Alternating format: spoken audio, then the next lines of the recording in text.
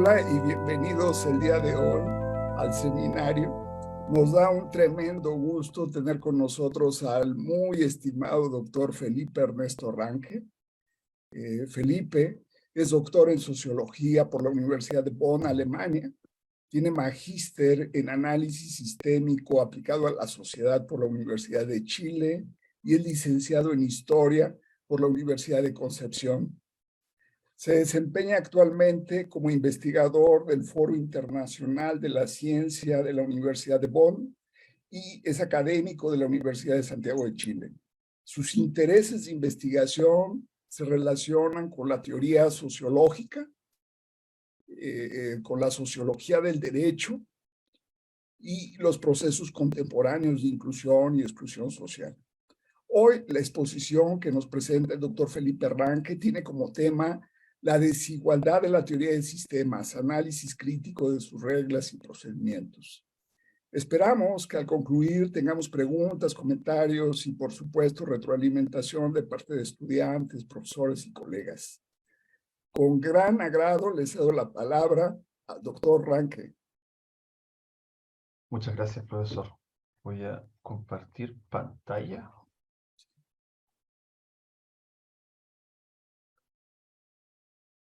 Listo. Ahora sí.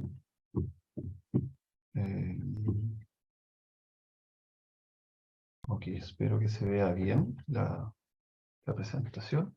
Bueno, muchas gracias, profesor Sedano. Muchísimas gracias por la invitación, en primer lugar. También quisiera dar las gracias al seminario en investigación de la inclusión y exclusión social de la RELASC, en especial a los profesores Cárdenas, Galindo y Dutra, los cuales me permitieron hacer una presentación previa sobre estas ideas que quiero compartir el día de hoy.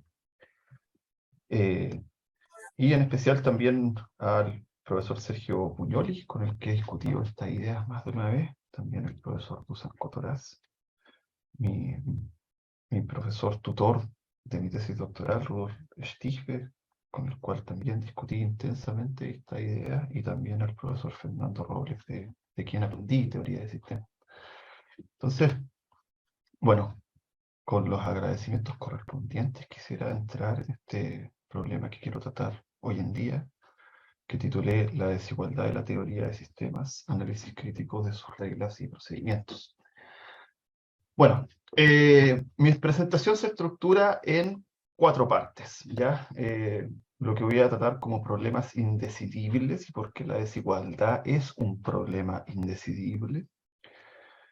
Voy a ver cuál es el planteamiento del problema de la desigualdad como un problema indecidible por la teoría de sistemas y las soluciones de la teoría de sistemas sociales, sus fortalezas y debilidades, finalizando con una recapitulación de mis argumentos y también con soluciones a estas inconsistencias que he encontrado a lo largo de la investigación.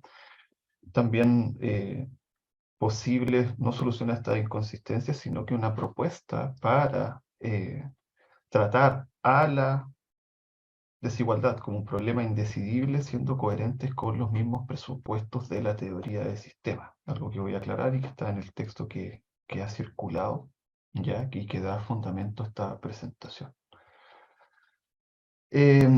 Bueno, ¿a qué me refiero con problemas indecidibles e indecidibles? Ya la distinción, si bien proviene de los trabajos de Heinz von Fiester, el problema al que apunta se puede encontrar en distintas disciplinas, incluyendo la sociología, la matemática, la cibernética, entre otras, ¿ya?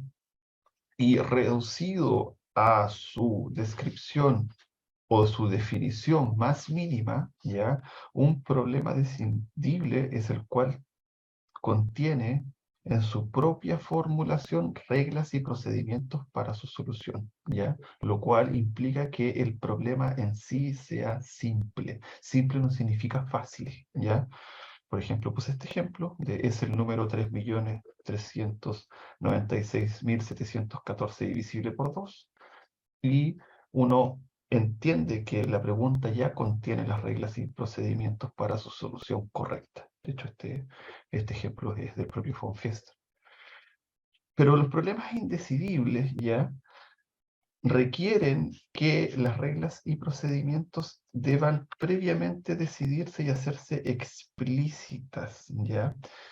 Pongo esta pregunta que era el presidente de Venezuela en el año 2001, no solo porque haya sido tematizado en los medios de comunicación, sino que porque hubo un fallo judicial que estuvo de acuerdo, corroboró la decisión del Banco Central de Inglaterra de congelar los activos en oro del Estado de Venezuela, ¿ya? Y se tuvieron que enfrentar a esta pregunta: ¿quién era el presidente legítimo, agreguemos un adjetivo, de Venezuela el año 2021, ¿ya? Por supuesto que hay otro tipo de preguntas. Von Fiester, por ejemplo, ocupaba habitualmente el ejemplo o la pregunta, la forma de pregunta indecidible por el origen del universo. Y lo que argumentaba era, por ejemplo, que si se entiende el origen del universo relacionado con Dios, automáticamente las reglas y procedimientos y las siguientes distinciones van a referir hacia la teología. En cambio, si se orientaba la pregunta en relación al Big Bang, rápidamente, nuevamente las reglas y procedimientos y las distinciones iban a referir a la astrofísica. Entonces, si optamos por entender el problema de la desigualdad no como uno de carácter decidible, es decir, que es obvio, que está ahí presente, que todos sabemos lo que significa en primera instancia y que no necesita ser mayormente problematizado, sino que lo tratamos como uno indecidible y vamos a preguntar, por ejemplo, a las ciencias sociales cómo este problema se transforma de indecidible en decidible. Habitualmente encontramos estos tres procedimientos, que no son los únicos, por supuesto.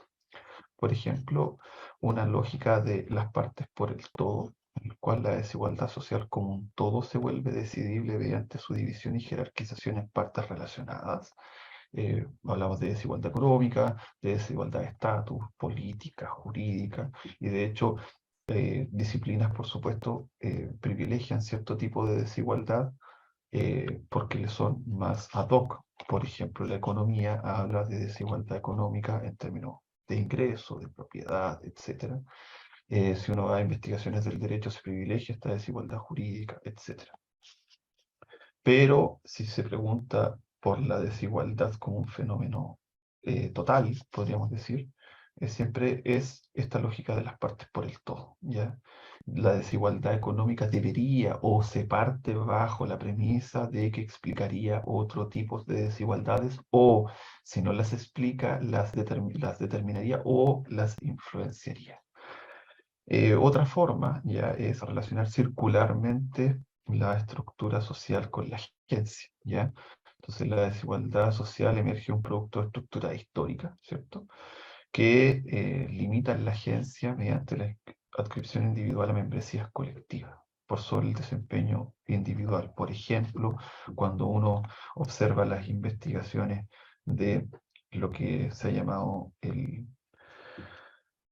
la interseccionalidad, en la cual cada intersección o cada sección y sus interrelaciones lo que hacen es restringir la agencia individual mediante la membresía colectiva de género o a ciertas clases sociales en términos de desigualdad socioeconómica o étnica o, entre comillas, racial, etcétera, ¿cierto? Y una tercera posición sería una relación dialéctica entre diferenciación y integración de estructuras sociales. Esta es la clásica eh, aproximación del funcionalismo más clásico, en el cual la desigualdad social no es en primera instancia un problema, sino que es un problema cuando la diferenciación de estructuras es incapaz de integrarse simultáneamente. Y ahí viene el problema, ¿cierto?, de anomia, comportamientos desviados, etc. Entonces, este ejercicio ya es, bueno, tratemos la desigualdad como un problema indecidible y veamos cómo se vuelve decidible. La pregunta es, ¿cómo lo hace la teoría de sistemas? Ya puse estos tres ejemplos para ver cómo otras aproximaciones teóricas lo hacen, pero aquí mi pregunta es, bueno, ¿son consistentes las reglas y procedimientos mediante los cuales la teoría de sistemas sociales transforma el problema de la desigualdad social de indecidible en decidible. Y aquí estoy partiendo de una premisa que cuando uno hace especialmente trabajo teórico, aunque sucede en todo orden de cosas, que las premisas quedan en el trasfondo y no se explicitan habitualmente, voy a explicitar una premisa de la cual estructura la mayor cantidad de este trabajo, pero que no puedo entrar en profundidad a explicar, de que entiendo las teorías científicas como procedimientos programáticos, es decir, programa el código de la verdad para probabilizar la comunicación mediante la verdad como medio, ¿ya? De comunicación simbólicamente generalizado. Una aproximación que con algunas modificaciones trató Felix Kaufmann hace ya 6 décadas. Entonces, haciendo esa salvedad, entremos ya en el problema. Yo creo que la primera forma en la cual, si uno va a los textos clásicos de la teoría de sistemas, Luhmann, por sobre todo, lo primero es que hay una instrucción cibernética, ¿ya? Para transformar no solo el problema de la desigualdad, sino que cualquier tipo de problema que se desee observar de manera sistémica. Y esta instrucción cibernética lo que señala es que es necesario tratar lo probable como improbable y lo obvio como incomprensible. Es decir, todo fenómeno a investigar no debe ser orientado en base a que es un fenómeno obvio, ¿ya? Que no necesita mayores aclaraciones y que es un fenómeno absolutamente probable. Las consecuencias epistemológicas de esta afirmación son bastantes, que nuevamente no puedo entrar en todas ellas, pero por ejemplo es una crítica bastante radical a todas las orientaciones positivistas y sus distintas derivaciones, también a distintas aproximaciones, creo yo, a lo que se ha llamado construccionismo, no constructivismo, ya en el cual los fenómenos son bastante obvios, ciertos tipos de desigualdades, ciertos tipos de discriminaciones son bastante obvios, pero esta instrucción cibernética el punto cero de la pregunta es, bueno, trate lo probable como improbable y lo obvio como incomprensible. Entonces, para nuestro problema, esto sería cómo es posible la desigualdad como un fenómeno incomprensiblemente improbable. ¿Ya?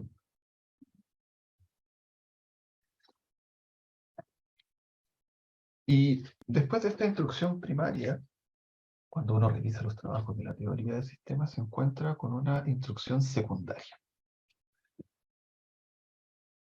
Y varias instrucciones secundarias, que se desprenden más que nada, y ahí sería largo nuevamente explicar, en las condiciones de posibilidades de la desigualdad y las formas de diferenciación de la sociedad, ¿ya? Entonces el problema se entiende a construir en que la desigualdad, en tanto una distinción entre igualdad y desigualdad, es posible debido a las formas de diferenciación interna del sistema sociedad, ¿ya? En un texto ya clásico de Luhmann, que se llama La diferenciación de la sociedad, publicado originalmente en inglés, si no me falla, en el año 77. Él ya plantea, ¿cierto?, que la forma de entender el problema de la desigualdad debe ser entendido como una distinción, y una distinción que se va acoplando a la forma de diferenciación interna del sistema social en estas 4 formas. En esa época hablaba todavía de 3 formas: segmentación, estratificación y diferenciación funcional, para después acoplar, haciendo caso a distintas investigaciones, como por ejemplo eh, las investigaciones relacionadas con la teoría de la dependencia, las discusiones con respecto a si hay modernidades múltiples y no solo un solo tipo de modernidad, etcétera, se ven en la introducción de una nueva forma de diferenciación, que es la forma de diferenciación centro-periferia. Entonces, la idea es, bueno, cómo se comporta la distinción igualdad-desigualdad en base a la segmentación, ¿ya? En la cual la igualdad se marca dentro del segmento y la desigualdad hacia afuera del segmento. La estratificación se marca en igualdad intraestratos y la desigualdad entre estratos. centro-periferia ocurre en que la igualdad corre en el centro y la desigualdad hacia la periferia, y la diferenciación funcional en el cual se encuentra una igualdad de acceso a cada sistema funcional, ¿ya? Pero siendo desigual entre sistemas funcionales. Y esas son las instrucciones primarias, una instrucción cibernética, y las instrucciones secundarias en base a la teoría de la diferenciación. Estas instrucciones, si uno mira la membresía de la teoría de sistemas, entendida como las investigadoras y investigadores que hacen teoría de sistemas, se dedican a la investigación científica mediante este tipo de teoría, es coherente este uso de esta instrucción cibernética y estas instrucciones secundarias, ¿ya? No, dentro de los textos que revise la bibliografía, que revise sobre el problema de la desigualdad, entendida como inclusión y exclusión, no hay cuestionamiento a que eh, se tengan estas premisas epistemológicas para tratar un problema, sea cual sea, de manera sistémica, y en segundo lugar, de que el problema de la desigualdad esté irremediablemente atado a las formas de diferenciación. Ahora, hay dos instrucciones también, ¿ya? Que Luhmann las remarcó en varias partes, en distintos textos y de distintas maneras, que una instrucción primero yo llamo restrictiva, y esto está presente de esta manera en los textos, en el que intento condensar estas instrucciones y nombrarlas para en un afán de orden, en el que esta instrucción señala que hay que considerar las formas de diferenciación, ¿ya?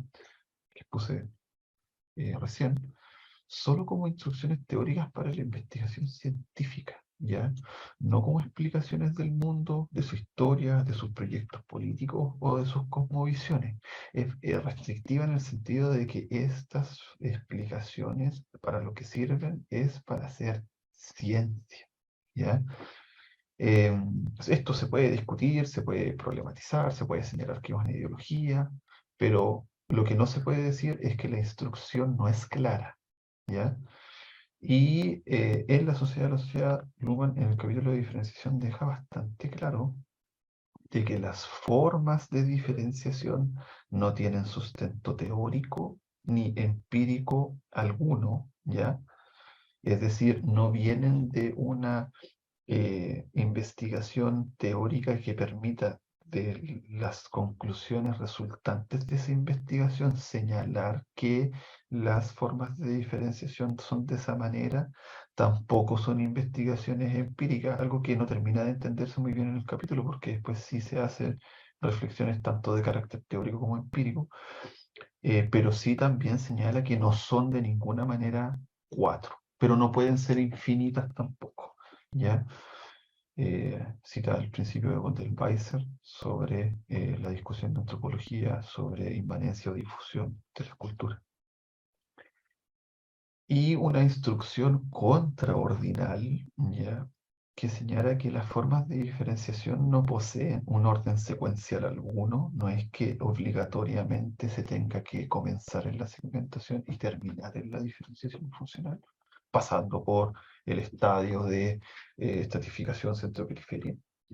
No son de ninguna manera una historia WIC de la humanidad. Cuando digo historia WIC me refiero a la crítica que se le hacía a la historia liberal, de entender que los procesos pasados irremediablemente iban a terminar en la democracia liberal burguesa como forma de estratificación, o sea, de estructuración de la sociedad, perdón, y que tampoco ya lo que se entiende muchas veces como un primado de una forma de diferenciación, ya no debe ser entendido como una sucesión lineal de menor a mayor complejidad, ya. Esta instrucción contraordinal lo que busca es descargarse de todos los problemas, inconsistencias y contradicciones teóricas y lógicas que tuvo la anterior teoría de la evolución y la teoría de la diferenciación cuando estaban ambas acopladas, ¿ya? Y terminaron en su peor versión en el darwinismo social, ¿ya? Cuando intentaron convertirse en ciencia social o en algo más o menos parecido a la sociología, o en explicaciones muy simplistas de los procesos históricos o sociológicos que explicaban el presente, como el de la historia Wicca. Entonces tenemos hasta ahora 4 instrucciones. La instrucción cibernética, que tiene toda una consecuencia y contenido teórico epistemológico. Las instrucciones secundarias, que son una descripción de las formas de diferenciación de la sociedad, las cuales permiten las condiciones de posibilidad de la desigualdad social. Una instrucción restrictiva que señala que estas formas de diferenciación son instrucciones para la realización de investigación científica. Y una instrucción contraordinal que lo que busca es que esta forma de plantear el problema de la desigualdad no sea uno de carácter teleológico o darwinista social o meramente una descripción antojadiza del presente como el mejor de los mundos posible. Ahora, si uno sale de las instrucciones que para plantear el problema, ¿ya? Entiende que las soluciones científicas de este problema, entiendo soluciones como la forma en las cuales se plantea una pregunta, una solución rigurosa al problema planteado, encontramos 5 ya soluciones. Estas soluciones no son la teoría, quiero dejar bien en claro que la teoría de sistemas sociales no plantea solo 5 soluciones, ya. Logré encontrar hasta 7, pero las que han sido más relevantes en términos de citaciones o en términos de influencia son estas 5, ¿ya? La primera solución es la que en el contexto de formas de diferenciación, en especial la forma de diferenciación funcional, se generan roles de inclusión, de desempeño y público en los sistemas funcionales, ¿ya? Y cada sistema funcional va estructurando distintas formas de roles de inclusión en términos de desempeño público y las maneras en las cuales uno se incluye o se excluye de estos roles de inclusión. La solución 2, estoy siendo muy sucinto en la descripción de cada solución, es que la forma de diferenciación funcional de la sociedad, ¿ya? Lo que hace es activar procesos de inclusión y exclusión a nivel de los sistemas funcionales, pero que no logra la diferenciación funcional incluir a todas las personas, es una distinción según Luhmann entre persona y no persona, en la propia diferenciación funcional, generando redes inclusivas para solucionar este problema, que son redes habitualmente informales, ¿ya? Incluso planteando en otros textos de que habría una nueva forma de diferenciación, inclusión y exclusión. Y esa nueva forma de diferenciación, inclusión y exclusión lograría asentar un código por sobre los sistemas funcionales, ¿ya? En el cual se generarían zonas, ¿ya?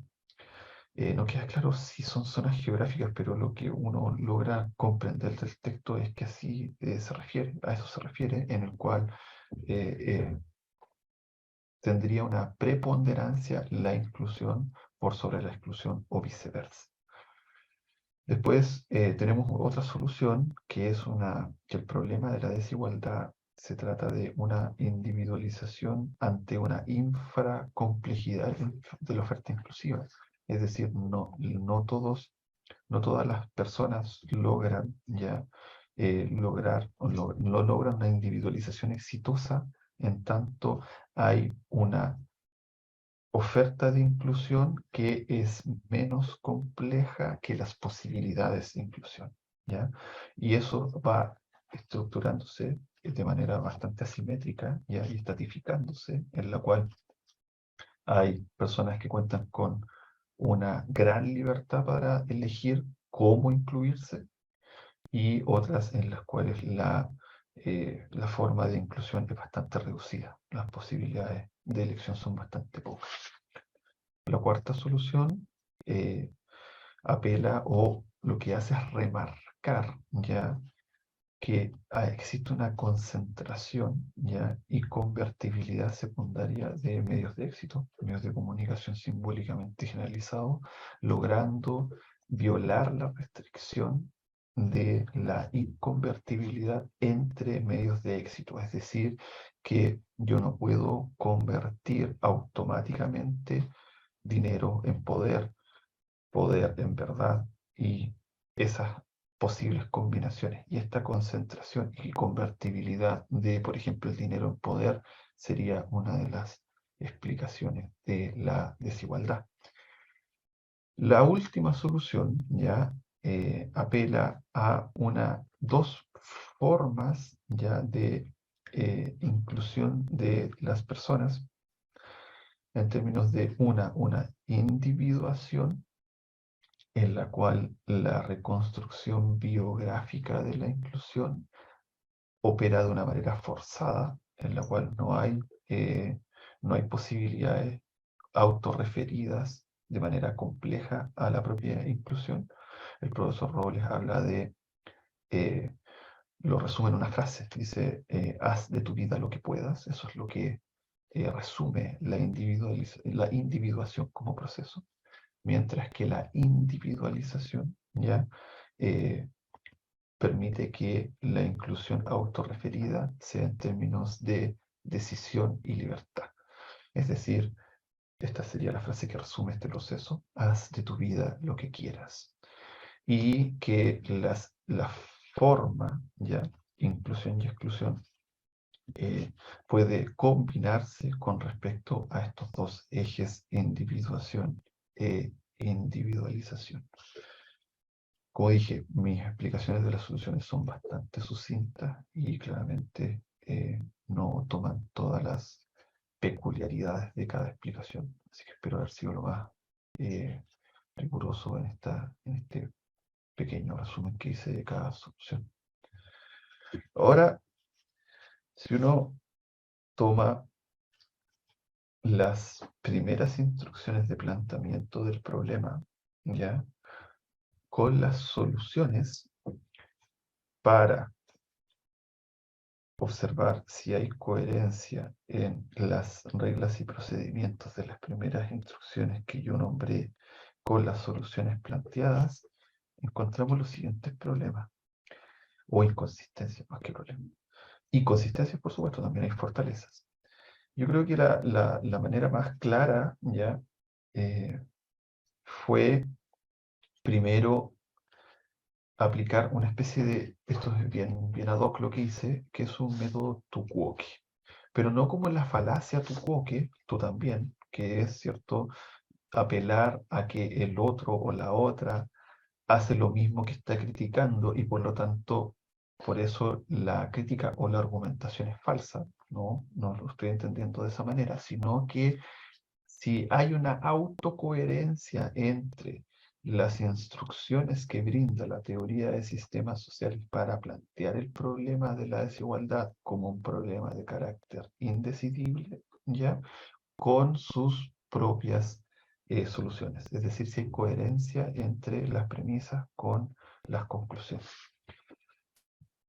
Y si miramos primero en el uso de la instrucción cibernética, es decir, cómo la pregunta de indecidible se transforma en decidible, no hay una aplicación estricta de la instrucción cibernética en las 5 soluciones, ¿ya?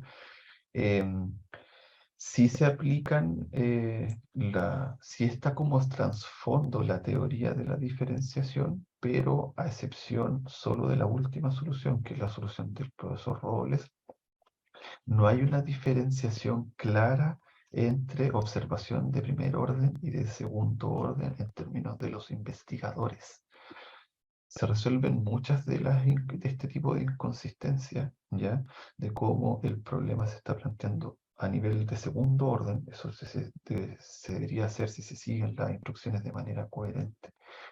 Y las problemáticas que esto acarrea siempre quedan de trasfondo y no se aclaran de manera específica, ¿ya? Creo que una de las mayores críticas que se puede realizar la hace el mismo profesor Robles, ¿ya? en que señala que observar la exclusión desde la inclusión es problemático en tanto la distancia es tan grande entre estar incluido y excluido en sus propios términos que se requiere varias precisiones metodológicas antes de siquiera comenzar a hacer teoría, ¿ya? Em, si la teoría es consistente ya en todas sus soluciones de no caer en una temporalización teleológica que uno encuentra en otros tipos de teoría, ya eh, no se cree, por ejemplo, que un mayor progreso, un mayor desarrollo, un mayor crecimiento económico va a alterar las condiciones estructurales de la desigualdad que producen las formas de diferenciación de la sociedad. Eso es bastante pesimista y de hecho es habitual encontrar en los textos de la teoría de sistemas sociales, en las soluciones, también en los planteamientos de las instrucciones, un pesimismo profundo en el cual se señala que el futuro no va a, no plantea un futuro como una resolución del problema que nos deje contentos, ¿ya? O que nos tranquilice las conciencias. Y si uno mira, por ejemplo, el problema de lo que Luhmann llamó y se ha seguido entendiendo de esa manera como comunicación ecológica, ya entendámoslo como todo el problema de contaminación y del cambio climático, calentamiento global, los futuros son, la descripción del futuro siempre es pesimista. La teoría también es consistente en no caer o no repetir los obstáculos epistemológicos que ella misma identifica en las ciencias sociales y en las teorías sociológicas o sociales, ¿ya? Ninguna de las soluciones cree que el problema de la desigualdad es una desigualdad entre seres humanos o clases y estamentos, tampoco es que sea un mero desajuste de un consenso cognitivo entre seres humanos, tampoco es que sea una mera diferenciación espacial el problema, ¿ya? No, no, no apela a que esto sea una diferencia norte-sur global o tampoco sea, por ejemplo, una especie de colonialismo cognitivo o una derivación de la forma de estructura de la sociedad en la cual haya una forma de consenso que sea eminentemente injusta, ¿ya? Eh, este tipo de, eso de los obstáculos epistemológicos identificados en las otras teorías, la teoría del sistema en el problema de la desigualdad no los repite, ¿ya? Ahora, saliendo del método Tukokien, ¿ya? Eso fue un error mío en la diapositiva, y yendo a otras, yo creo que más allá de la propia, de las propias premisas que la teoría parte, ¿ya? Eh, sí. Esto sí está dentro del método Bowie. Me disculpo. La violación del antihumanismo metodológico es bastante claro. La teoría de sistemas sostiene que, y esto no es nuevo en la teoría de sistemas, esto es habitual de la sociología, si uno observa las distintas teorías sociológicas desde el funcionalismo hasta el marxismo. Eh, los seres humanos están en el entorno de la sociedad, ¿cierto? ¿Y por qué? Porque hay una exclusión funcional en la cual la realización de las funciones a nivel de la sociedad ya no dependen de los seres humanos y sus características individuales, no depende de grandes hombres de la historia, y una exclusión operativa en la cual los sistemas sociales se reproducen a través de comunicaciones, no de individuos, no de células humanas, no de neuronas, etc. ¿Ya? Y esa doble inclusión lo que hace es que permite señalar un antihumanismo metodológico, ¿ya? No político, no religioso, no económico, etcétera, sino que metodológico en términos científicos. Y que si uno mira, esto se intenta ser coherente al, por ejemplo, tratar a los individuos como personas, en tanto son observados como diferencias entre personas y no personas en los propios sistemas sociales. Pero si uno mira las soluciones y empieza a observar cuál es la unidad, ¿ya? de análisis que se incluye o se excluye, ya entendiendo que el problema, ¿cierto?, cuando ya se planteó a nivel de problema de la desigualdad, es un problema de la diferenciación social, y está planteado a nivel de las formas de diferenciación, pero lo que hay que observar es procesos de inclusión y exclusión. No queda claro por qué, por ejemplo, no se habla de la inclusión y la exclusión entre sistemas funcionales, ¿ya? Es un problema teórico bastante complejo y complicado también, pero, por ejemplo, ¿por qué no se habla de inclusión y exclusión eh, en organizaciones, entre ellas? ¿O por qué no se habla de inclusión y exclusión de sujetos no humanos? Ya hay otras teorías que han tratado ese tipo de problemas. Por ejemplo, la teoría del actor red, ¿ya? Eh, eh, y otro tipo de inclusión y exclusiones que no tienen a un individuo como trasfondo, ¿ya? Porque si bien es cierto que persona o no persona es una distinción que trazan los sistemas sociales, no hay, no hay la propia forma en la cual se nos lee el texto de Luhmann sobre la forma persona.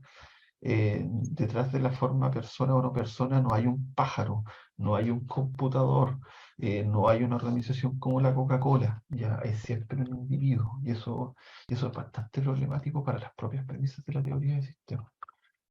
Otro punto en el cual, y esto ya va más allá del Tugoque, esto sí va más allá del Tugoque, es el principio de inclusión total y la diferenciación funcional, ¿ya? Que, por ejemplo, si uno mira la solución del profesor Stichwe, él señala en todos sus textos, de manera bastante consistente, de que no hay exclusión, en tanto la exclusión de la comunicación es prácticamente imposible, ¿ya? Entonces no habría una exclusión del sistema sociedad ya que sea permanente para todos o que un individuo humano se encuentre en una exclusión permanente de la comunicación.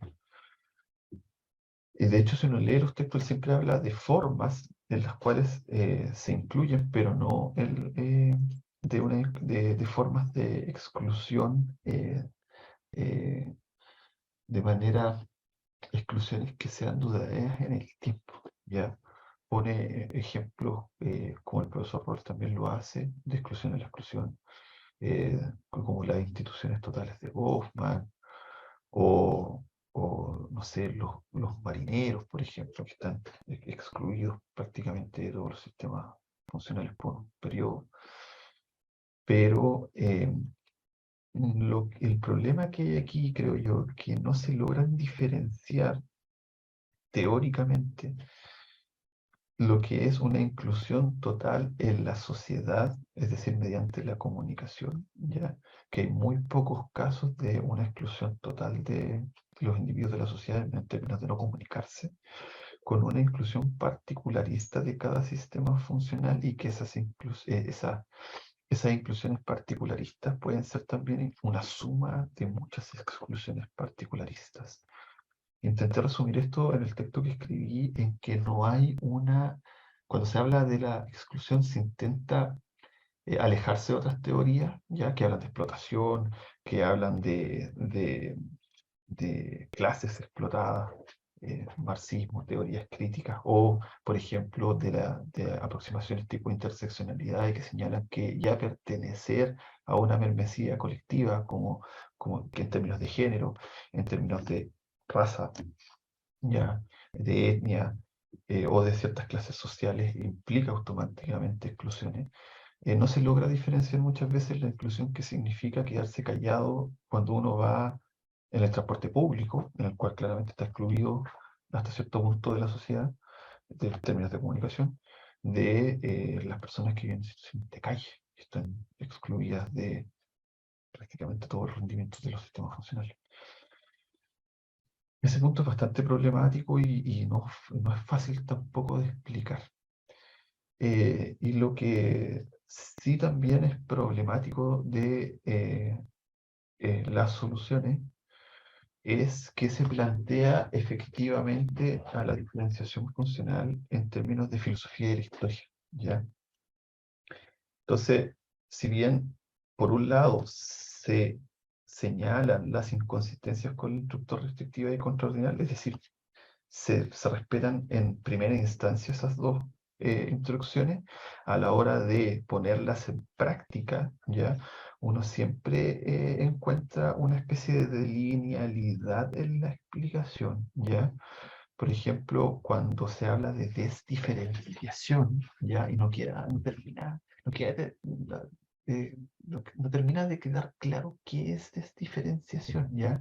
Pero no como una definición meramente formal, por ejemplo, en la cual un sistema funcional empieza a cooptar rendimientos de otros sistemas funcionales, sino, por ejemplo, a la hora de hablar de desdiferenciación en términos de formas de diferenciación. No hablo de desdiferenciación en términos de, por ejemplo, de que la política empiece a determinar cuáles son las programáticas de la educación, sino, por ejemplo, esta pregunta que transforma ahí, de que, bueno, cuando cayó Roma, hubo desdiferenciación, es decir, se pasó desde una diferenciación con un primado de centro-periferia hacia uno segmentario.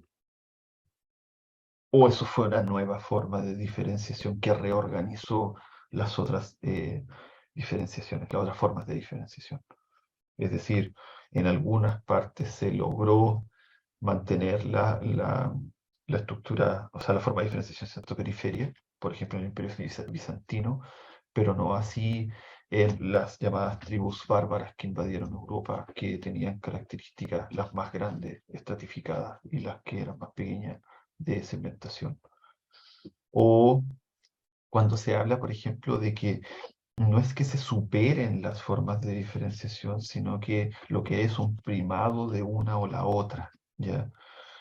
Pero la palabra primado también es bastante problemática porque, por ejemplo, uno intenta aplicar esa instrucción de manera rigurosa y coherente y señala preguntas. Por ejemplo, ¿cuál es la diferencia entre una organización con un primado de centro-periferia y uno con un primado de diferenciación funcional?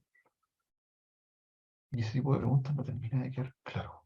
Tampoco termina de quedar claro, por ejemplo, habitualmente se dice, bueno, primado de la diferenciación funcional significa que eh, los estados ya se organizan de manera segmentaria, ¿ya? Pero también estratificada entre ellos. Pero los estados son organizaciones, no son sistemas funcionales. ¿Ok?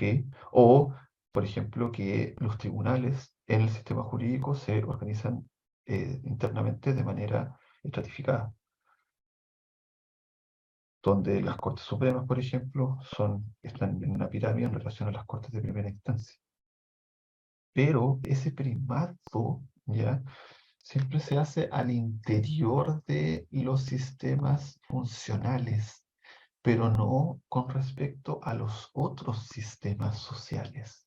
Por ejemplo, ¿cómo es una interacción donde hay primado de la diferenciación funcional y no primado de la segmentación? Ese tipo de preguntas ya no terminan de quedar claras, ¿ya? Y son preguntas bastante relevantes en mi consideración a la hora de realizar investigación empírica. Otro problema es que existe una polisemia conceptual que es bastante irritante cuando uno intenta ser coherente y preciso en lo que quiere decir, ¿ya? Por ejemplo, si uno sigue las instrucciones de la solución de Luhmann, en la cual inclusión y exclusión es una forma, entendida en términos de Spencer Brown, y la persona también es una forma, ¿ya? Son dos formas que se ponen en práctica en términos de observación por los sistemas sociales. eh, no siempre se entiende que inclusión y exclusión es una forma, ¿ya? Por ejemplo, se los describe como distinciones, algo que no es una forma, no es una distinción, como procesos, ¿ya? Como oposiciones jerárquicas, eh, sin hacer reflexivas las consecuencias que acarrean estos cambios, estas polisemias conceptuales para la propia arquitectura teórica de la teoría. También sucede con la forma persona, en que las personas ya se las trata como domicilio, como artefacto, como autopresentación, pero como les decía, siempre esto es comparable con la violación del antihumanismo metodológico. Siempre lo que está finalmente detrás es un individuo humano. Y otra crítica que se puede realizar y que es una inconsistencia, y esta es una crítica que es ya patrimonio del funcionalismo, ya muy vieja, no es una crítica nueva, pero es que hay ausencia de conflicto y contradicción en el problema de la desigualdad. ¿Ya? Sí, es cierto que la teoría del conflicto fue su gran arma arrojadiza contra el funcionalismo. La clásica pregunta Parsons, ¿cierto? ¿De dónde está el conflicto? ¿Dónde está la revolución? ¿Dónde está la guerra? Pero es aún más, llama aún más la atención en la teoría de sistemas, porque la teoría de sistemas sí tiene una definición precisa de lo que es la contradicción en conflicto, ¿cierto? Eh, lo- la, la definición es que las contradicciones son negaciones a un nivel operativo en los sistemas sociales, mientras una negación de primer orden, mientras los conflictos son negaciones de segundo orden, es decir, una negación de una negación que se va reproduciendo en el propio sistema social. Entonces uno pregunta, bueno, ¿qué es lo que sucede con estas definiciones en las cuales se podrían tratar el conflicto como problema en relación a la desigualdad? Entonces, vuelvo a repetir, revoluciones, revueltas, guerras o los conflictos de la vida cotidiana que son habituales, ¿ya? Y esto no está por ninguna parte, no está de hecho en ninguna de las soluciones. Entonces, recapitulando, ¿ya?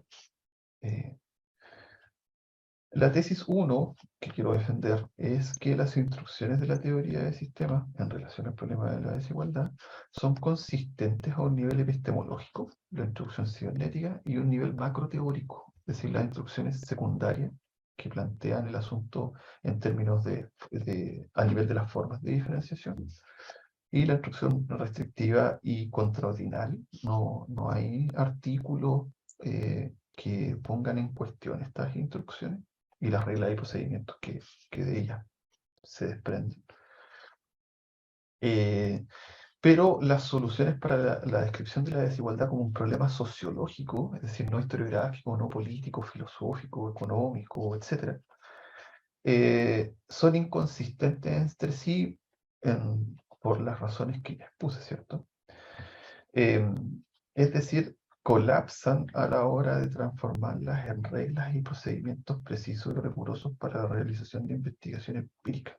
Si yo quiero, por ejemplo, sin que queden dudas de referirme a cuál es la unidad de análisis que voy a utilizar para el problema de la desigualdad, y digo que es, por ejemplo, lo que voy a observar son personas, me quedan fuera todos los individuos no humanos y no me queda claro si tengo que ocupar a las personas como una forma, ya es decir, una decisión que tiene dos lados y que marca uno, eh,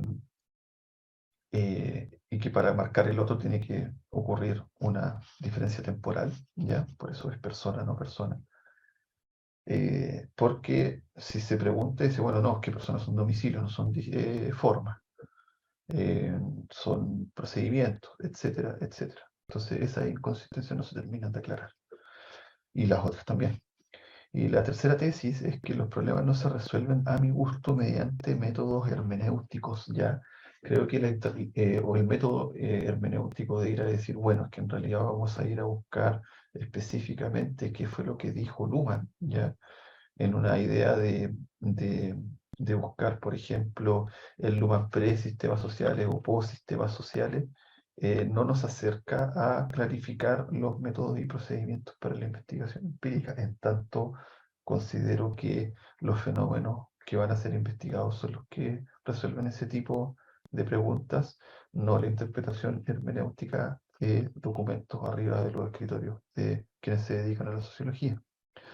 Y tampoco mediante la combinación de teorías, porque ahí uno, si se fija, empieza a resolver otros problemas, que es cómo generar explicaciones teóricas para las inconsistencias que encuentro, pero sin nuevamente brindarle una jerarquía al fenómeno que se va a investigar. Eso de menos Luhmann aquí, más Latour por acá, o más Durkheim, o más Merton, o lo que sea.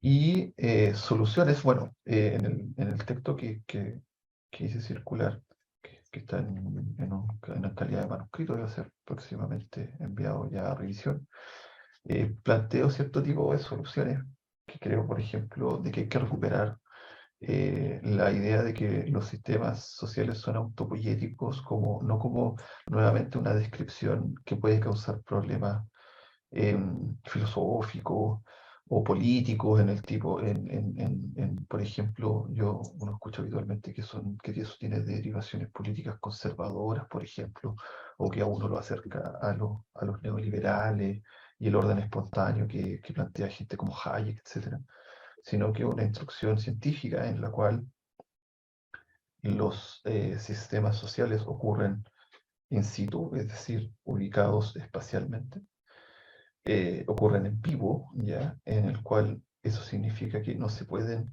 derivar sus estructuras, sus condiciones de posibilidad mediante meramente la observación de textos y el uso de herramientas lógicas y hermenéuticas, y que ocurren en el aquí y ahora, es decir, son eminentemente cotidianos. Eso significa que cuando la comunicación acaece como evento, al observarla sociológicamente, debe tener una orientación hacia el presente, no hacia el pasado. Eso es otro problema que es bastante largo y complicado de tratar, y por eso separo a la teoría de sistemas sociales como una teoría de carácter sociológico y no una de carácter historiográfico, y transformar lo deductivo de la teoría en inductiva, con la pregunta más simple que creo que es cómo es posible la inclusión y la exclusión, por supuesto, en la comunicación como un fenómeno improbable, haciendo uso de la instrucción cibernética.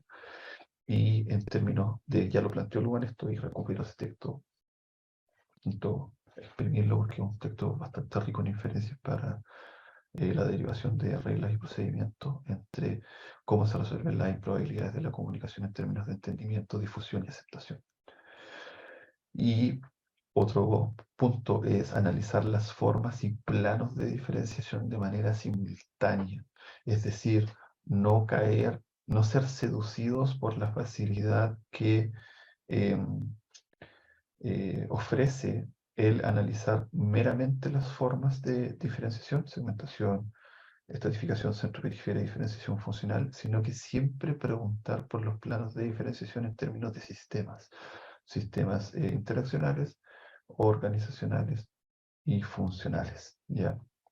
También se puede hablar de sistemas de grupos, ¿cierto? Pero los niveles de emergencia de sistemas. ¿Por qué? Porque si se pierde finalmente este uso complementario de ambos planos de diferenciación, o sea, perdón, de ambas planos y formas, ambas dimensiones de la diferenciación, uno se hace la vida más fácil quedándose solamente con la diferenciación funcional y la forma en la cual se estructuran y operan los sistemas funcionales. Y eso sería la presentación del día de hoy. Y bueno, primero quiero nuevamente repetir las gracias por la invitación y quiero ver todas las posibles preguntas que hay. Felipe, muchísimas gracias. Excelente exposición, como siempre, como siempre. Todavía no veo preguntas. ¿Tú ves algunas preguntas? No, profesor, no estaba absolutamente concentrado en el PowerPoint, así que no he visto preguntas. Déjame decirte que me parece extraordinario el trabajo que has hecho en el artículo que nos proporcionaste, porque veo esta forma de cómo utilizar la teoría como una forma metodológica y de instrucciones para la investigación empírica. Es decir, una teoría autorreferente que hace un señalamiento sobre la importancia de esta autodescripción, tiene la capacidad no solamente de ser una teoría, sino también una metodología e instrucciones concretas para realizaciones de investigaciones empíricas. Y esto lo logras explicar muy bien a través de todo este trabajo que has realizado. Me Muchas parece gracias, profesor. me parece muy atractivo el que ninguna de las soluciones, por supuesto, puede ser reducida al problema de la desigualdad entre seres humanos o clases o estamentos, a cuestiones evidentemente relacionadas quizás con procesos o formas de diferenciación provenientes de sociedades segmentarias, como podría ser las exclusiones o las diferencias de género, de raza, de sexo, de edad, cuestiones relacionadas con lo segmentario en términos de clases sociales o diferenciaciones norte-sur en el caso de centro y periferia en términos geográficos. Me parece que esas formas de desigualdad, esas formas que se hacen presentes son muy claras en los casos de este tipo de sociedades, pero en el caso de las de sociedades modernas, basadas muchas de ellas en formas de diferenciación funcional, estas formas de inclusión, exclusión, igualdad y desigualdad, tales como las relacionadas con roles, en términos, por supuesto, la diferencia de forma, roles de desempeño público, entre personas, esto de ser persona, no ser persona, en los roles, en estas redes inclusivas de diferenciación funcional, el hecho de no ser individuos en términos solamente de individuación o individualización, me parece que son formas diferentes a las anteriores de exclusión y de desigualdad. Por supuesto, las anteriores tienen sentido, tienen significado, son perfectamente comprensibles, pero las que se presentan en las sociedades basadas en diferenciación funcional son muy específicas y tienen que ver con estos puntos. Es decir, quisiera repetirlos: personas, roles, individuos, medios de comunicación simbólicamente generalizados, que se comprenden o no se comprenden y que se puede participar o no participar dependiendo de la capacidad de entender la verdad, el poder, lo legítimo, ¿no? Con los diferentes sistemas.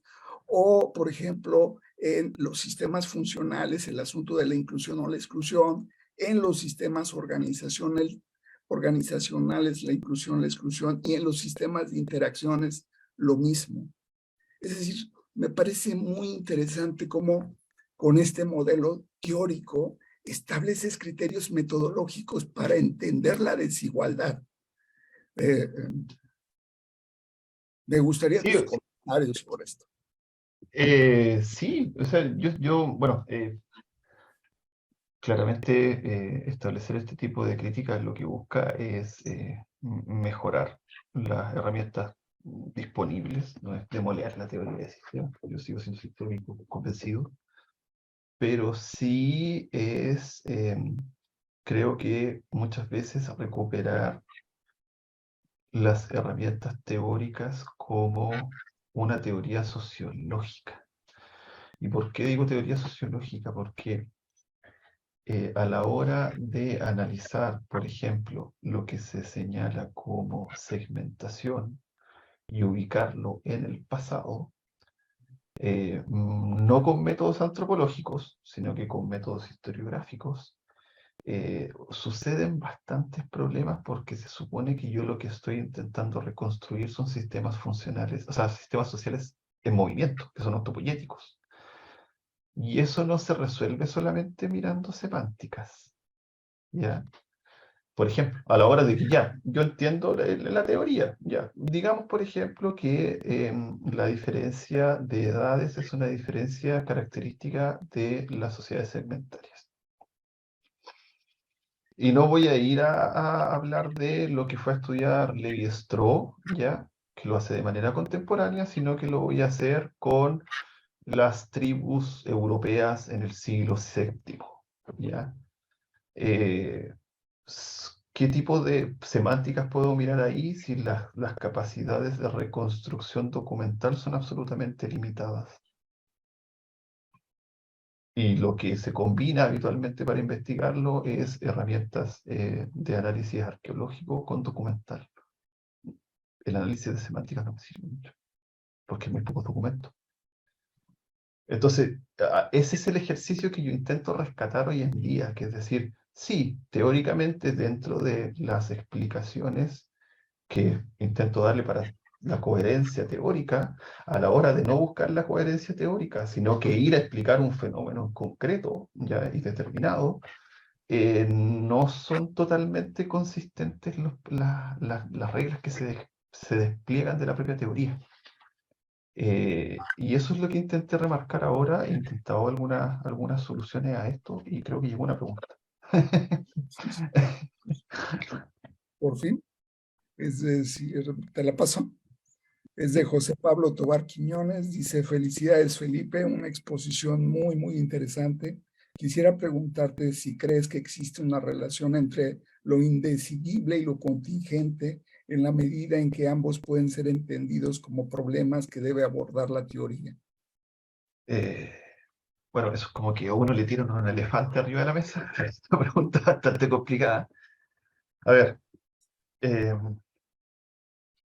hay dos formas de entender eso, si es que entendí bien la pregunta, la relación entre indecidible y contingente. Yo creo que los problemas decidibles sí son contingentes, porque a pesar de que dentro de todo estén al borde siempre de la falacia de la petición de principio, ¿ya?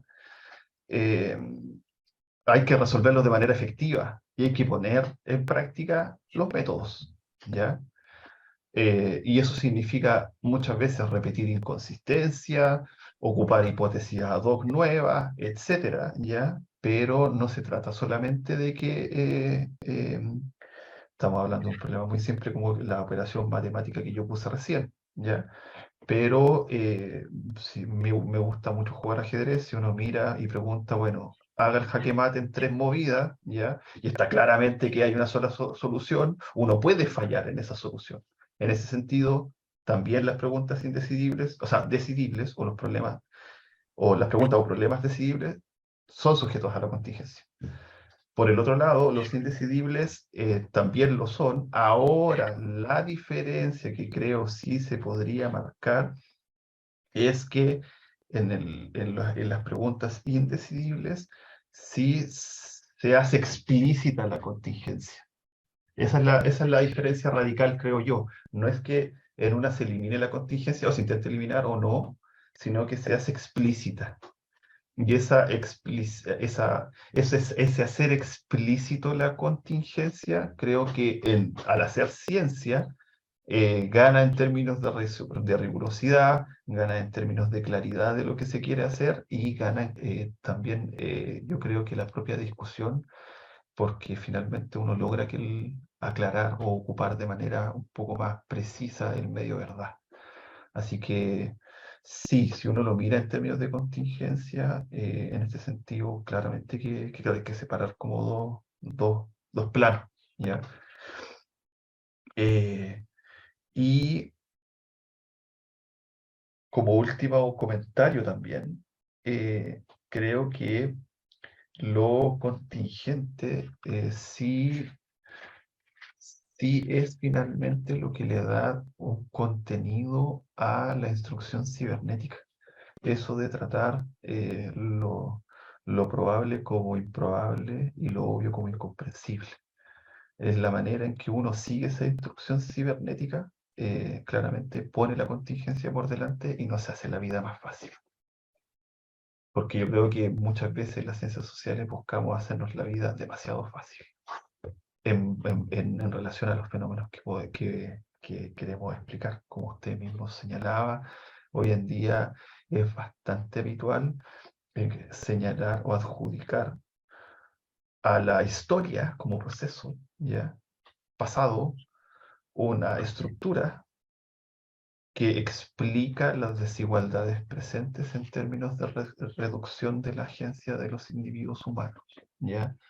Y cuando uno va a preguntar por la explicación estrictamente historiográfica de esas diferencias, ya, habitualmente como que se vuelve a repetir de que porque sucedió en el pasado, sucede ahora, ya. Voy a poner un ejemplo, si se me permite, que creo que es de los mejores ejemplos que he encontrado para tratar este problema, y lo intento hacer en mis clases, eh, del perfilamiento racial como problema, ¿cierto?, de la policía, racial profiling, que es un problema, un tema clásico en Estados Unidos y en otros países. Ya no es un perfilamiento racial, sino que un perfilamiento de clase. ¿Ya? En Chile hablamos de el porte de cara, ¿ya? Que dependiendo de la cara que uno porte, es eventualmente si la policía lo para o no. Yo lo he vivido en persona en Alemania. Eh, Hay una investigación en endometología bastante interesante que dice, bueno, intentemos ver si esto finalmente es la mera reproducción de una estructura histórica, que no la voy a negar, no voy a negar las leyes Jim Crow ni de la discriminación que han sufrido los afroamericanos y afroamericanas a lo largo de toda la historia de Estados Unidos, en especial el estatus de esclavitud y de ciudadanía de segunda clase, sino que me interesa el fenómeno sociológico, es decir, cómo la policía, ¿ya? Porque el policía no es meramente socialización de esa estructura, no se leyó no es que su familia haya tenido esclavistas en el pasado, no es que solamente se haya leído libros que eran racistas o que él sea eminentemente racista en todas sus acciones cotidianas y desde que saluda a sus hijos en la mañana hasta que sale hasta la calle. No, cómo lo realiza como organización. Y lo que muestra este paper es, dice, bueno, metodológicamente vamos a ver las paradas de los autos, ¿ya? Cómo las patrullas de la policía detienen a los autos y esto queda registrado en el computador porque cuando se para un auto, en Estados Unidos lo hicieron en California, se debe registrar por qué se paró el auto, para restringir obviamente las arbitrariedades que puedan suceder. Y la forma clásica de justificar el por qué es poniendo la patente del auto para ver si es un auto robado o tiene algún tipo de multa pendiente o algo así, ¿ya? Y lo que descubrió esta investigación es que la policía detiene a personas afroamericanas en la medida en que entren a barrios de mayoría blanca, ¿ya? Entonces la policía lo que hace finalmente es custodiar, ya que quienes se transiten en este tipo de barrios, ya sean, si son agentes externos afroamericanos, los paran, pero no en los barrios afroamericanos. Entonces lo que hace es marcar una distinción territorial. Y eso es lo que en términos prácticos explica más que nada, en ese caso, por supuesto, el perfilamiento racial. Y que esto no tiene nada que ver solamente con la policía, sino que es más complejo, en tanto el vecino llama a la policía ya, y dice, oiga, mire, hay alguien aquí conduciendo que no es del barrio, etc. Y eso implica propiedad privada, eso implica segregación de los barrios, etcétera, etcétera, etcétera. Entonces, no es que niegue en primera instancia la otra explicación de que estas diferencias existan, sino que las explica sociológicamente y no es solo, que es el paso siguiente, creo yo, no nos relaja en las soluciones posibles a esos problemas en términos políticos. Ya no es solamente creo que hoy en día tenemos muchas veces la idea o la premisa de que la mera explicación de una desigualdad histórica debería generar un proceso reflexivo en el cual uno, mediante esa reflexión, como las confesiones en el cristianismo católico, uno, mediante ese entendimiento y esa reflexión, debería cambiar las pautas de comportamiento. No creo que sea tan fácil. Y eso claramente sí se puede plantear con la teoría de sistemas, pero a la hora de aplicarlo en términos de investigación empírica cambia. Creo que, creo que la teoría de sistemas puede brindar rendimientos mayores a los que ha brindado en sus investigaciones de carácter empírico. Ese sería mi comentario.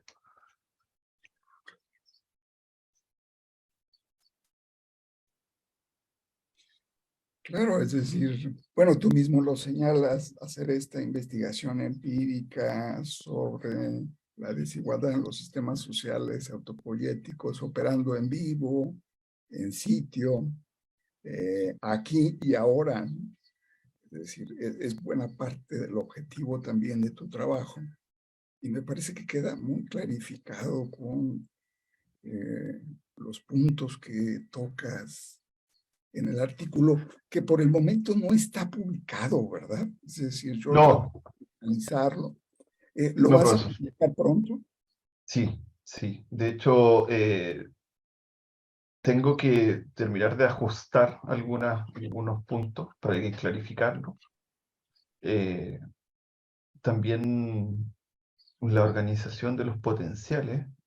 Uno de los comentarios que recibí de alguien que lo leyó me dijo que en realidad eh, las conclusiones y las potencialidades que yo identificaba, habían otras que era necesario remarcar y discutir, y ya sería al proceso de revisión y publicación. Y por eso también agradezco a la Relasca haber la oportunidad de haberla discutido en el seminario de investigación en inclusión y exclusión, y también introducir esos comentarios súper pertinentes a también la estructura del artículo.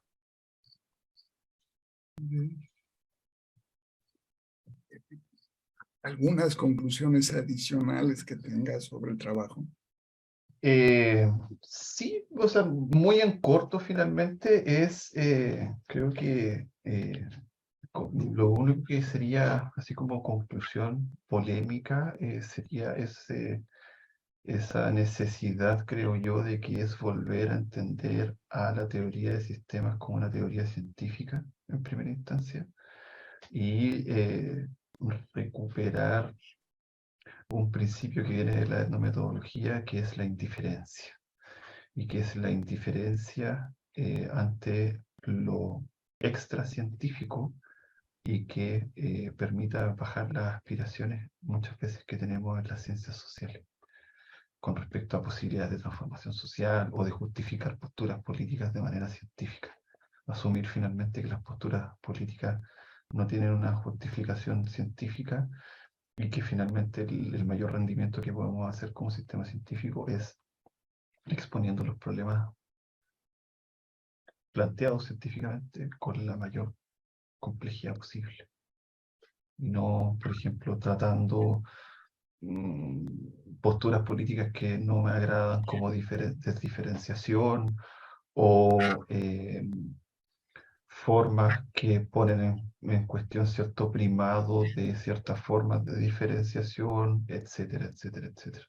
Sino que dedicarnos a lo que tenemos que hacer, que es hacer ciencia. Eso sería mi comentario final. Claro, claro. Bueno, no puedo dejar de preguntarte, ¿qué te parece este punto que me parece esencial que tú has tocado sobre la instrucción primaria? ¿Qué significado tiene en comparación con tantos sociólogos esta, digamos, primera instrucción cibernética que da Luhmann sobre reportar los fenómenos probables como improbables? Eso que parece tan fácil, eso que parece tan evidente, tiene una profundidad extraordinaria en comparación con otros autores, con otros sociólogos. Yo creo que esa instrucción que proviene de la cibernética, creo que es el punto de encuentro más enriquecedor, o que brinda la mayor cantidad de ganancias científicas entre las aproximaciones de la teoría de sistemas junto con lo que se entiende de manera más o menos difusa como postmodernismo o postestructuralismo. Yo creo que si uno lee los textos de Foucault de manera rigurosa, está ahí esa idea, ¿cierto? Que muchas veces se lee como relativismo, ¿ya? Y que es cierto, hay autores de esa corriente postestructuralista o postmoderna que caen en un relativismo o en contradicciones que son irresolubles, etcétera, ¿ya? pero yo sí creo que esa instrucción, ahí hay como un punto de contacto, ¿ya? Que no es solamente de la teoría de sistemas ni de la cibernética. Pero ese punto de contacto después se diluye y se van en direcciones distintas, pero siempre hay cierta similitud en algunas cosas. Por ejemplo, si uno lee El orden del discurso de Foucault y lee el primer capítulo de Estructura Social y Semántica de Luhmann, hay varias cosas que, cierto, se parecen, ¿ya? De las cuales yo no estoy de acuerdo, pero estoy describiendo, no criticando. Ahora, la instrucción cibernética también en este sería un segundo punto, busca poner en cuestión todo lo que el otro lado, las otras teorías describen como poner en cuestión los metarrelatos finalmente. ¿Ya? Eso de tratar lo probable como improbable y lo obvio como incomprensible, no es que la pregunta decidible, por ejemplo, por el origen del universo tenga solo dos salidas, que una sea religiosa y la otra sea científica. ¿Ya? Y yo me quedo en mi zona de confort, en mi zona de comodidad, en la cual digo finalmente que la ciencia es lo más cómodo y hablo de astrofísica, o me voy por el otro lado y empiezo a hablar de teología. Eh, y creo que, si bien Luhmann lo resume en la frase, ¿ya? Y creo que llegó a ese como axioma, ¿ya?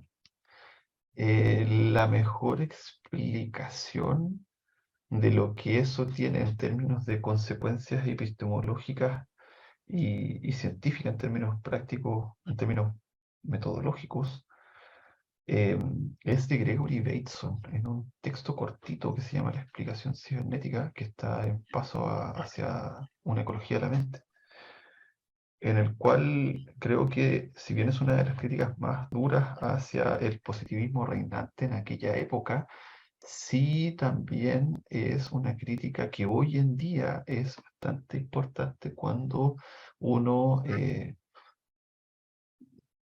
trata con aproximaciones que entienden a los seres humanos como idiotas culturales. Ya, todavía. La crítica de Garfinkel, ¿cierto? A todo, no solo el funcionalismo, sino que también el marxismo, etc. En el cual lo más importante es la estructura y la reducción de los seres humanos a una mera repetición de esa estructura. Y esta instrucción cibernética advierte sobre eso, ¿ya? Entonces no se tome el mundo tan fácil, no trate todo como si fuera un problema decidible en el cual, no, pero es que yo soy marxista, ya, pero sí, muy bien, usted puede ser funcionalista o puede ser, no sé, posmoderno o lo que se le antoje, pero no me trate los problemas como obvios, porque está haciendo ciencia, ¿ya? Y eso requiere cierta distancia. Y tampoco como absolutamente probable en términos causalistas, ¿ya? De que porque una estructura histórica está determinada de cierta manera, la causalidad significa que esto va a suceder en términos de agencia de los individuos humanos. Y, y creo que esa instrucción es como el punto cero de la teoría de sistemas, que proviene de la cibernética, como dije, de varias aproximaciones, y a veces no se, bueno, causa el problema de que es bastante difícil ser coherente con esa instrucción. ¿Ya? Eh, no es fácil, ¿ya? No es fácil, y creo que lo que intenté hacer en ese texto también es que eh, uno debe evitar las seducciones de caer en el método hermenéutico, ¿ya? De ir a decir, bueno, si me encuentro con un problema teórico, la resolución no es empírica en términos de investigación, sino que es mediante la revisión de más libros, de más teoría sociológica y de más autores, ¿ya? En algo que no quiero que suene despectivo lo que voy a decir, sino que es meramente en un afán ejemplificatorio, lo que eran las disputatio en la Edad Media, ¿cierto? Cuando había una pregunta en la cual no había una solución a la mano, ¿ya?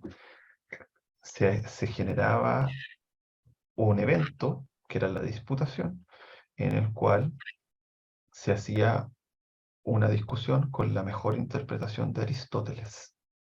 Y quien salía con el pasaje más claro para responder a la disputa que había en ese conocimiento que no estaba clarificado, era quien ganaba la discusión. Y muchas veces, creo yo, en las ciencias sociales repetimos ese método para resolver nuestras propias discusiones, ¿ya? En las cuales se va a buscar finalmente una coherencia en la interpretación de los textos, ¿ya? No quedando muy claro por qué se elige un texto u otro, ¿ya? En vez de plantear un problema y lo resolver empíricamente y decir, bueno, esto es lo que sucede, ¿ya? Ahí me alejo de ciertas cosas que plantea Luhmann, como la praxis de la teoría u otros textos, que dice que finalmente hay que ver una distancia empírica para hacer teoría. O el presupuesto parsoniano de que había que haber una clausura absolutamente empírica. Parsons decía que no se podía hacer teoría a través de meras generalizaciones empíricas, despreciando muchas veces varios de los resultados, los buenos resultados que tenía la sociología en aquella época. Ese sería mi comentario final. Pues con estos muy interesantes comentarios, el Seminario Internacional de Sistemas Sociales, Redes y Complejidad agradece a nuestro muy estimado y querido doctor Felipe Ranque su brillante participación. Felipe, muchas gracias, profesor. gracias. Muchas gracias. Que esté muy bien, profesor.